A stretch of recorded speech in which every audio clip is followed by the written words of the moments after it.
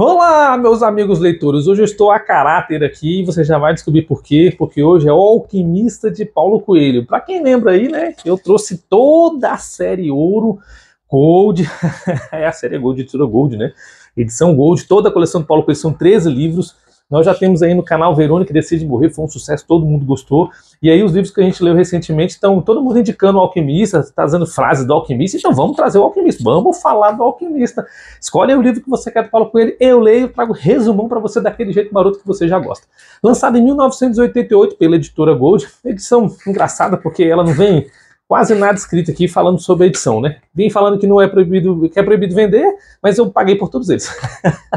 Enfim, é capitalismo, é Brasil, vamos embora. Você tem o que vender, eu tenho o que comprar e a gente continua trabalhando. O tema dessa obra vai falar sobre a lenda pessoal. O que é isso? Estou usando as palavras do próprio Paulo Coelho. Ele vai dizer que é algo que você sempre desejou fazer, você teve aquele desejo íntimo, intrínseco, que move você todos os dias.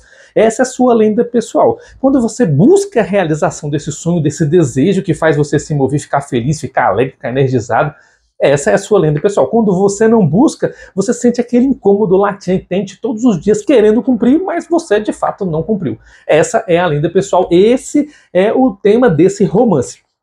Paulo Coelho vai iniciar o livro falando que ele não é como o Diário de um Mago, onde ele simplesmente está falando ali sobre a vida dele, onde ele está falando ali coisas reais. Aqui são fictícias, porque, enfim, afinal, é um romance e pronto, acabou, é só isso. Vai contar a história do jovem Santiago, onde ele é um pastor de ovelhas, ele fez o seminário ali para ser padre, então ele é um pastor de ovelhas, mas ele não é ogro, ele não é bruto, ele sabe ler, inclusive ele lê bastante. Ao longo de toda a obra ele lê vários livros ali, ele comenta sobre os livros, ele inclusive busca cada vez livros mais grossos, porque ele diz que serve de travesseiro para dormir nas viagens dele. Então ele é estudado em latim, em espanhol e em teologia. O cara não é qualquer leigo, não. Inclusive ele fica engraçado ali com uma das meninas, das filhas de um cliente ao qual ele é fornecedor de tecidos. No caso ele fornece a lã e o cara faz os tecidos e ele fica engraçado nela. E ela, mas você sabe ler, por que você passou se você ler? Ou seja, se você é inteligente, você não pode decidir a profissão que você quer. Engraçado, né? Esse mundo, nossa, é uma piada. Bom, ele vai dizer então que ele queria encontrar Deus no mundo, nas coisas, nas viagens, no que o mundo poderia oferecer, no que o mundo é de fato. E não dentro de um templo. Ele falou, poxa, eu não quis ser padre porque eu não encontrei Deus dentro de um templo fechado. Eu queria encontrar Deus nas pessoas, nas coisas, nos objetos, nas viagens. Sempre teve o coração um desejo grande de viajar e é justamente essa lenda pessoal dele. Mas nós já vamos falar sobre isso. Então ele tem um sonho, onde ele sonha viajando nas pirâmides do Egito, e lá ele cava um grande buraco, encontra um grande tesouro, fica muito rico. E esse sonho incomoda ele, essa é a lenda pessoal dele, buscar a realização deste sonho. Ele vai procurar uma cigana, e a cigana cobra 10% do tesouro que ele encontrar para explicar para ele o sonho. Ele, se eu não tiver que pagar nada agora, não tem tesouro, tá valendo a pena. Olha, caiu na armadilha da cigana, a cigana é esperta demais. Aí a cigana falou para ele, o teu sonho diz para você ir para o Egito, cavar um buraco lá no lugar que você sonhou e lá você vai achar o tesouro. Aí ele, poxa, mas eu precisei pagar para saber, eu já sabia. Ela, não, ó, você prometeu. Se você prometeu, você tem que pagar. Vai buscar seu tesouro e traga a minha parte, tô esperando. Muito boa essa parte do livro. Bom, é engraçado, porque eu vou deixar inclusive vocês percebendo nos shorts, né? Nós recebemos conselhos dos quais nós já sabemos, mas nós não temos a aptidão, a força que nos move para ir lá. Se você parasse e refletisse assim, olha que engraçado, o Jordan Peterson trouxe isso no livro dele, eu trouxe para vocês aqui o livro do Jordan Peterson, né? Cuidar de outra pessoa como nós cuidaríamos de nós mesmos. É interessante porque você vai pensar assim, se eu já sei disso, por que eu não fiz? Mas então ao contrário, se eu estivesse aconselhando alguém no mesmo situação de mim, o que eu faria? Então seria o caso da cigana que aconselhou o rapaz. Então pense nisso, quando você estiver com dúvida ou num ponto de inflexão, se fosse outra pessoa no meu lugar, como eu aconselharia ele? Pronto, você não precisa mais dar 10% para a cigana, economizou. O pensamento que eu vou deixar no sorte é justamente porque nós sabemos muito bem sobre como conduzir a vida do outro, mas não sabemos como conduzir a nossa. Engraçado, né? Todo mundo tem opinião sobre a sua vida, mas você tem opinião sobre a sua própria vida? Fica a reflexão aí de você justamente refletir e dar pitaco na sua própria vida, em vez de dar na vida dos outros. A lenda pessoal, então, ele vai seguir, ele vai querer ir lá no Egito atrás dessa lenda pessoal, e ele vai encontrar com Melquisedeque. Melquisedeque é o rei que encontrou com Abraão ali na Bíblia, e Melquisedeque cobra 6 ovelhas para poder dizer para ele o que ele tem que fazer, para onde ele tem que ir. Engraçado que E meu Zé Deck vai ensinar pra ele que nada nesse mundo é de graça. E você achando aí que simplesmente os conselhos que a gente dá aqui é de graça, mas não é. Nada é de graça. Então ele vende as suas ovelhas, são 60 ovelhas no todo que ele tem, e vai para a cidade mais próxima, que é rumo ao caminho do Egito. Lá ele vai encontrar um cara no bar, que vai ser o guia dele, e esse cara fala pra ele, olha, aqui o lugar é meio perigoso, deixa essa grana comigo, deixa que eu protejo pra você. E ele começa a conversar em árabe com o dono do bar, o dono do bar parece que tá brigando com ele ali. Aí ele, bora rapaz, que o negócio aqui é perigoso, me dá o dinheiro logo aí que eu vou cuidar de você. E ele de fato vai cuidando ali até que ele vê uma espada brilhante, cheia de cristais cravizados, e fala, oh, quando eu voltar rico com o meu tesouro, eu comprarei essa espada pra minha amada. Ele, opa, pera, cadê o cara? Cadê o guia? O guia desapareceu. Ele fica achando assim, que foi muito inocente, que foi enganado, e de fato foi.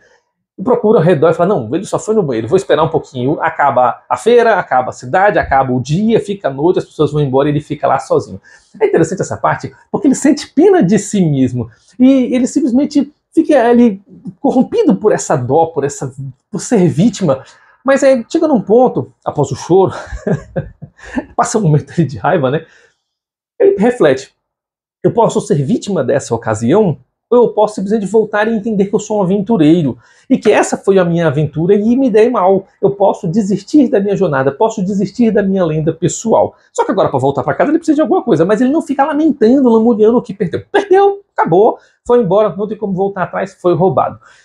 Mas nessa dele mudar seu ponto de vista, ele vai buscar uma nova posição. E você tem o mesmo ponto de vista. Toda vez que acontece uma adversidade na sua vida, você pode simplesmente chorar, mas depois do choro, no seu momento de luto, você tem a posição de simplesmente deixar de ser vítima e assumir a responsabilidade pela sua vida e continuar em frente. Ele olhou e falou assim, bom, eu estou numa terra estrangeira, não falo a língua deles, não tenho nem o que comer, o que eu vou fazer agora? Ele encontra uma loja de cristais, vê os cristais empoeirados, ele entra lá e fala com o rapaz assim, olha, limparei os cristais para você e você me dá um prato de comida. Aí o cara, tá fechado o negócio, pode limpar. Essa parte é muito engraçada porque o mercador de cristais, ele fala que na religião dele, simplesmente você não pode negar um prato de comida para ninguém, que ele daria o prato de comida mesmo que ele pedisse. Aí ele fala assim, ué, mas então por que você deixou limpar os cristais? Ué, porque você pediu para limpar. Esse livro é muito engraçado, tem umas coisas muito engraçadas na nossa vida, né? Em vez de você tem que saber até comunicar aquilo que você quer, você tem que saber comunicar a sua necessidade. Se ele chega pro cara e fala assim, o que eu preciso fazer para ganhar um prato de comida? Olha como muda tudo. Pra você me dar um prato de comida, o que eu tenho que fazer pra você? E o cara respondia, nada. Mas olha só em outra partida, né? Por ele ter limpado tão bem os cristais, o cara falou assim, fica trabalhando comigo aqui por um tempo, tô precisando de um ajudante, você fica limpando os cristais pra mim, enquanto eu te dou moradia e comida. Aí ele fala, olha, eu preciso voltar pra casa, porque eu fui roubado, e conta a história pra ele, né? Ele fala assim, não, faz o seguinte, pra você ir pro Egito ou voltar pra casa, de qualquer jeito você precisa de quase um ano de trabalho. Fica aí mais um cadinho e a gente vai conversando. E nesse período, ele quer acelerar o processo. Ele fala assim, olha, se tivesse uma vitrine aqui em frente à loja, mostrando os cristais para as pessoas que passam na rua, você venderia muito mais. Ele fala, não, eu não gosto de mudança, esse negócio de mudança não é para mim e tal. Eu falo assim, ó, é o seguinte, minha conta e risco. Se der ruim, eu pago. Se der bom, eu ganho a mais. Beleza, pode fazer. Ele fez, o cristal começou a vender muito mais. E o cara viu que ele tinha aptidão para o negócio. Ele analisou que as pessoas que passam na rua, indo a Meca, tinham justamente a realização desse sonho, que era o sonho do mercador. O mercador tinha vários sonhos na vida, e um deles era ir a Meca. E o mercador tinha essa lenda pessoal e nunca realizou. Ele ficou uma pessoa estagnada na vida, porque ele queria realizar esse sonho, e a loja dele era o meio pelo qual realizaria esse sonho e nunca realizou. Então o jovem, o Santiago, ele fala assim, olha, essas pessoas que passam aqui na rua, passam com fome. Vão colocar uma banca de chá aqui na porta, essas pessoas fazem um lanche e vão embora. E nós vamos servir o lanche nos cristais, porque aí vai ficar um merchandising, vai ficar um marketing. Quando o cara tomar um chá e vê que o cristal, ele fala, eu quero comprar esse cristal. Ficou-se famoso o lugar, ele ganhou muito mais dinheiro do que precisava, e o senhor, o mercador, teve que contratar mais funcionários para ajudar no chá e teve que comprar chá do exterior. Foi um negócio bem bolado. É uma boa sacada do jovem Santiago. E o mercador fala assim, poxa, você podia ficar aqui comigo? Ele, não, eu já desisti do meu sonho, eu não quero ficar, eu vou voltar para minha casa. E aí ele conta essa história de que ele nunca realizou o sonho dele. O jovem fica pensativo nisso, ele fala, poxa, eu tenho o máximo de dinheiro, economizei durante um ano, eu posso voltar para casa ou eu posso realizar o meu sonho agora mais maduro, aprendi a cuidar de ovelhas na fazenda, como pastor, aprendi a cuidar de cristais numa terra estranha, num povo estranho, já sei me virar sozinho, agora eu sou um homem, olha que bonito. Vou embora. Ele vai sem se despedir do mercador. É interessante essa parte justamente porque ele não é que ele não teve um apego ali, é por ter um apego que ele não quer ficar nessa parte emotiva, ele simplesmente sai na surdina ali sem o mercador vê-lo. ele vai querer voltar para casa e vai desistir do seu sonho. Só que nessa, quando ele vai conversar ali no barco para querer ir embora, ele acaba conhecendo um americano assim, um inglês espanhol. O americano é porque é dos Estados Unidos, né? Um inglês vindo da Espanha. Perdão, europeu vindo da Inglaterra, um inglês. E na conversa com ele, ele fala que a palavra mágica para ele, Maktub. Maktub, então, que será o nome de um outro livro que o Paulo Coelho vai lançar no futuro. Esse livro é um livro só de pensamentos dos livros dele, é um livro bem legal, bem interessante de ler. É um livro de reflexões ali, onde você lê um pouco e faz reflexões sobre a sua vida. Enfim. Ele vai falar para ele que tudo está predestinado, que está escrito, que o que ele passou de desgosto nessa jornada dele até ali trouxe maturidade para que ele pudesse enfrentar a jornada na frente. Se ele fosse direto no deserto pegar o seu tesouro, não daria certo, porque ele não era maduro o suficiente para lidar com essa adversidade para chegar até lá. E o que ele aprendeu ali deixou ele mais forte, mais homem, mais sério, e essa maturidade foi necessária para ele galgar o próximo passo, para ele não desistir do sonho dele, para ele continuar a líder pessoal. Ele fala, bom, se eu aprendi a ganhar dinheiro aqui, eu posso aprender a ganhar dinheiro no deserto. Vou tentar de novo, e aceita o conselho e entra no barco junto com esse europeu, com esse inglês. Na conversa com o inglês, o sonho do inglês, além do pessoal dele, é encontrar justamente a pedra filosofal que vai transformar chumbo em ouro. Ele acha aquilo interessante, começa a folhear os livros deles, começa a conversar sobre livros. É bem legal, eles fazem uma amizade interessante. Juntos, eles vão para o deserto, ali para chegar junto às pirâmides, e chegam numa tribo, justamente que está no oásis. E nessa tribo indígena ali, nessa tribo ali do deserto, local ali, da cultura local, eles vão encontrar justamente o seu nicho ali. Vão ficar conversando ali, vão ficar um tempo ali, vão ficar mais ou menos 3 meses. Mas o inglês, ele tá na busca do alquimista. Ele começa a conversar com as pessoas para encontrar com esse alquimista, mas esse alquimista é tipo como se fosse um bruxo, como se fosse algo místico, como se fosse algo que as pessoas fogem dele. De fato, o inglês acaba encontrando com esse alquimista. Essa parte é bem interessante, porque ele pergunta para o alquimista, e aí, qual que é o segredo para transformar chumbo em ouro? Eu vou ficar rico, vou transformar tudo. E o alquimista fala assim, você já tentou transformar chumbo em ouro? E olha, não. Deixa eu entender, você veio até aqui para você aprender a fazer algo que você nem tentou fazer sozinho? Então tenta, vai lá, depois você me procura de novo e vai embora. Esse livro é cheio dessas piadas. O Paulo Coelho aqui foi, assim, icônico. Quantas coisas na sua vida você procurou ajuda, você orou a Deus, você procurou em livros e tal, e não tentou fazer. Você queria uma mágica, você queria botar o joelho no chão e que um milagre acontecesse no estalar de dedos. Você queria que o teu negócio prosperasse, mas você não tentou, você não botou a mão, você não arregaçou as mangas, você não foi atrás de conduzir o processo para realizar a tua lenda pessoal. Olha que lição de moral que ele está dando aqui. E o inglês simplesmente foi tentar. O livro, na parte do inglês, acaba aqui, não vai falar se ele conseguiu ou não. Mas o fato dele tentar e errar e tentar de novo e aprender com os erros faz com que, no processo, em algum momento, ele consiga. Afinal de contas, é um livro mágico, mas a gente não precisa falar sobre transformar chumbo em ouro, a gente precisa falar sobre o processo de você ter sua empresa, de você ser concursado público, de você concluir a sua universidade, de você se tornar um doutor, de você alcançar a profissão, a mulher que você deseja. É interessante? Primeiro tenta, depois você procura ajuda caso você erre para você aprender na jornada. Achei bem legal essa parte. Bom, enfim, o jovem Santiago, nessa busca pelas mulheres ali para saber dicas sobre esse alquimista, ele aprende que as mulheres vestidas de preto são as mulheres que são casadas e você tem que ter respeito, não pode conversar com elas porque elas não conversam com homens solteiros. E ele encontra uma mulher de branco. Opa, essa não é casada, você pode falar com ela. Quando ele encontra com ela, ele olha nos olhos dela, ele diz que a alma dele entra dentro do olho dele e ela vai para a alma dele, é um negócio assim, um balaio de gato muito doido, diz que achou a mulher da vida dele. Já esqueceu a fazendeira lá, a mulher dos tecidos. Diz que a alma gêmea dele era tudo que ele queria. E ele fica apaixonadíssimo por ela, já quer abandonar o sonho. O homem é assim, encontrar a fêmea já quer abandonar o sonho. E nessa de refletir entre continuar a sua lenda pessoal e viver a sua vida ali no deserto, ele está refletindo, deitado, contemplando a paisagem. Essa parte é muito importante do livro. Ele passa a contemplar a paisagem, contemplar o deserto. E ele vê 2 gaviões voando. E ele começa a olhar aqueles gaviões e entender o que está acontecendo ali. E ele tem um insight.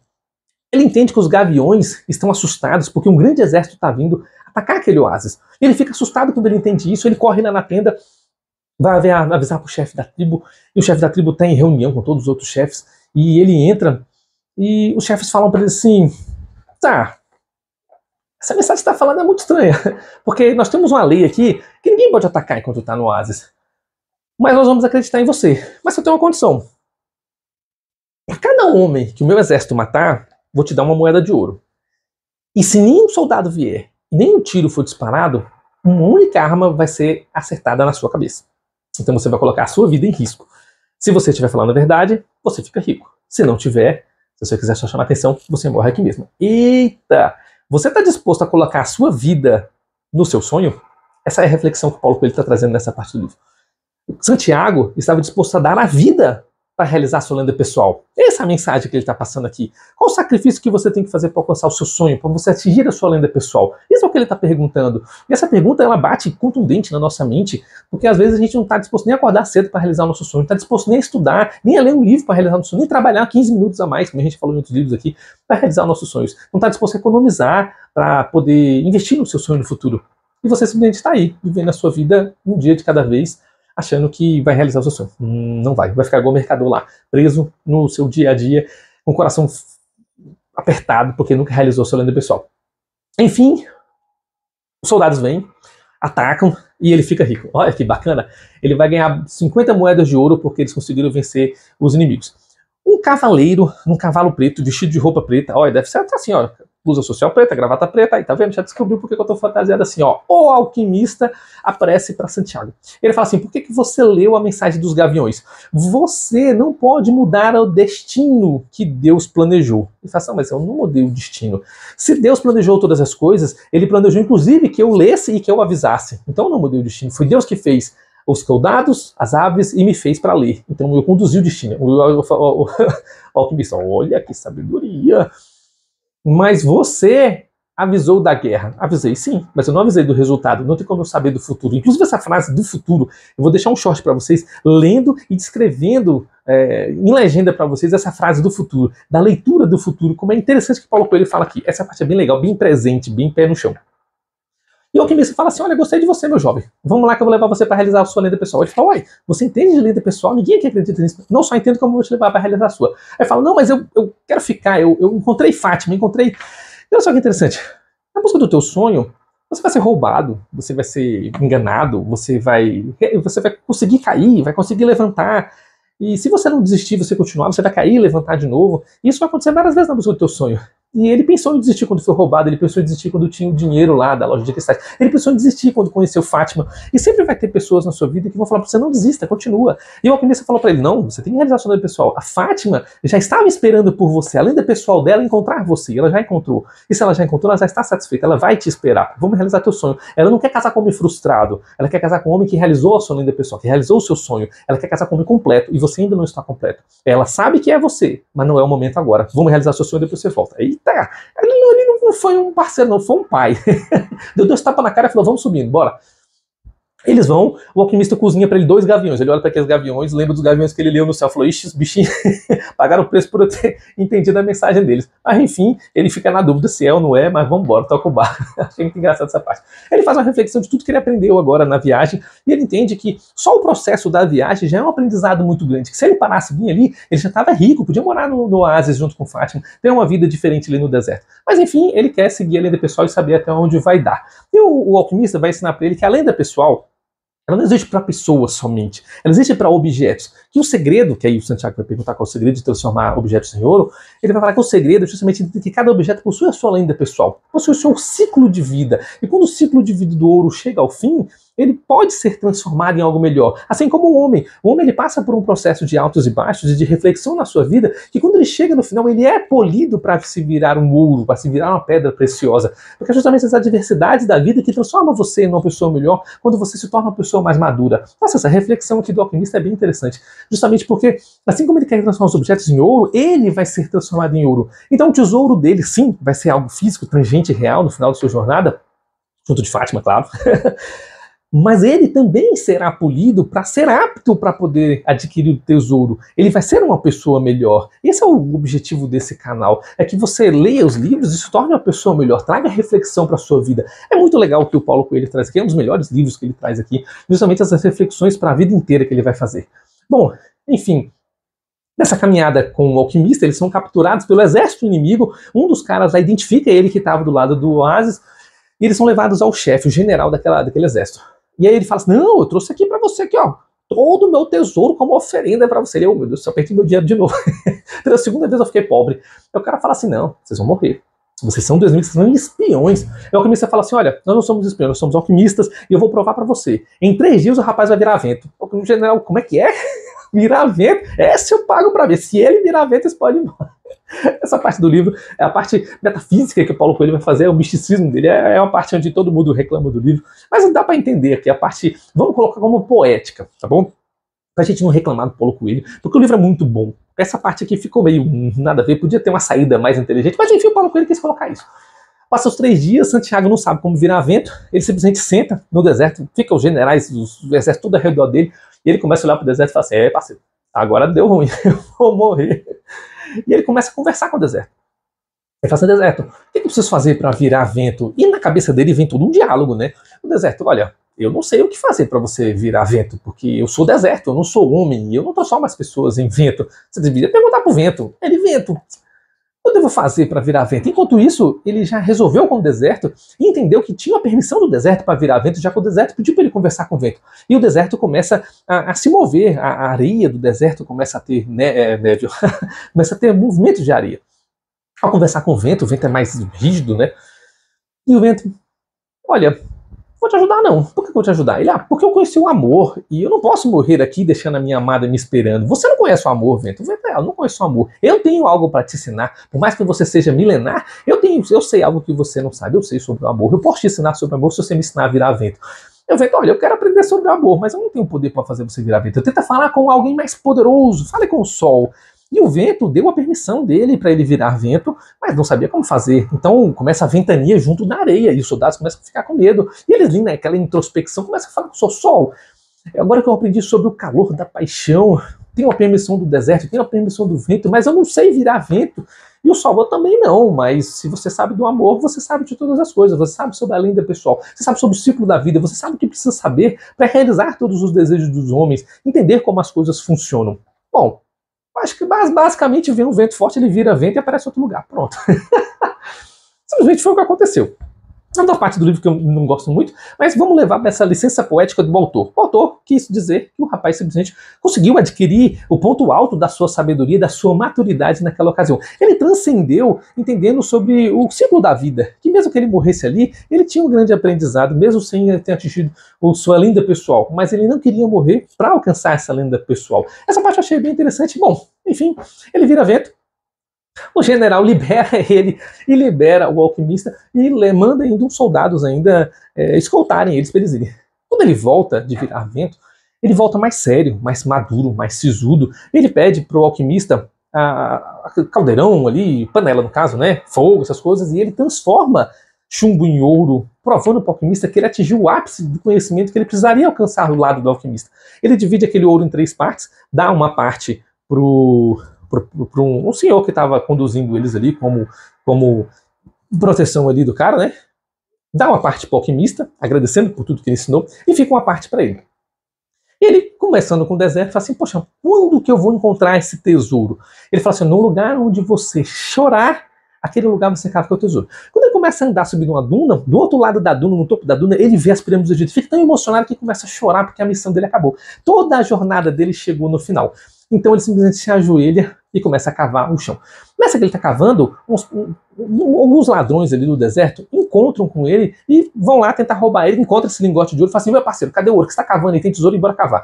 E ele, todo machucado, já estava cavando há horas, fala assim, não tem nada, só tem isso aqui, eu tô cavando aqui porque eu sou doido. Porque assim, os caras começam a bater nele até ele explicar. Ele explica. Aí contou para ele o sonho. Porque eu sonhei ali que teria um tesouro aqui nesse lugar e eu vim cavar. Aí o cara falou, pode parar, só bater dele não, ele é doido mesmo. Porque os homens não têm noção dos seus sonhos. Eu sonhei aí neste lugar, ajoelhado aí olhando para as pirâmides, que lá na Espanha, debaixo de uma árvore de figueira, aonde um jovem cuidava de ovelhas que tinham tesouro guardado. E é claro que eu não fui atrás. Eu vou ficar perdendo meu tempo com isso? Estou aqui como soldado do exército, eu vou perder meu tempo com isso. Ele é iluminado, fala assim, nossa, o tesouro sempre esteve comigo, mas eu não sabia. Eu não estava pronto para pegar o meu tesouro. Nossa, essa parte é muito legal, porque mesmo açoitado ali, ele volta para casa, pobre, mas ele já sabe se virar, volta para casa, cava debaixo da figueira do lado da igreja, onde ele cuidava das ovelhas, e encontra todo o seu tesouro. Primeira coisa que ele pensa, eu tenho que pagar a cigana. porque a cigana estava certa, mas enganou ele. A segunda coisa que ele pensa, ele para e sente o vento, e no vento ele sente o beijo de Fátima. Nossa, essa parte é muito linda, é muito apaixonante.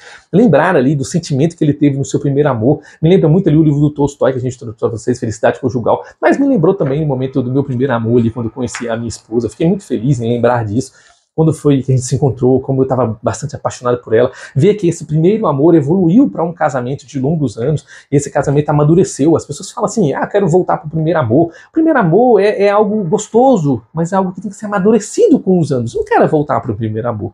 É gostoso lembrar como foi, mas hoje é muito mais gostoso como porque hoje é adulto, é maduro, é concreto, é unido, é unificado, são duas carnes em uma. É muito mais gostoso hoje.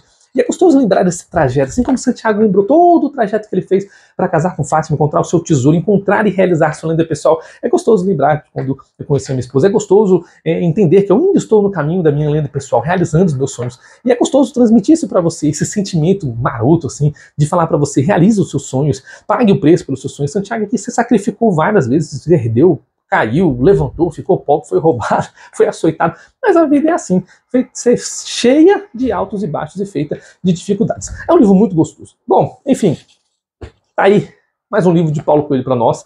Tem aqui mais, são 13, já li 2, né, para vocês. Tem mais 11 livros pra gente ler. Escolhe qual que você quer, eu leio e trago o resumo para você. Obra muito interessante, muito gostoso e bem afável, assim, bem amável, é gostoso, né? Bem sentimental. Essa parte das lições de moral que ele traz, essa parte do romance com a Fátima. Muito obrigado por mais essa leitura e te espero lá no próximo livro.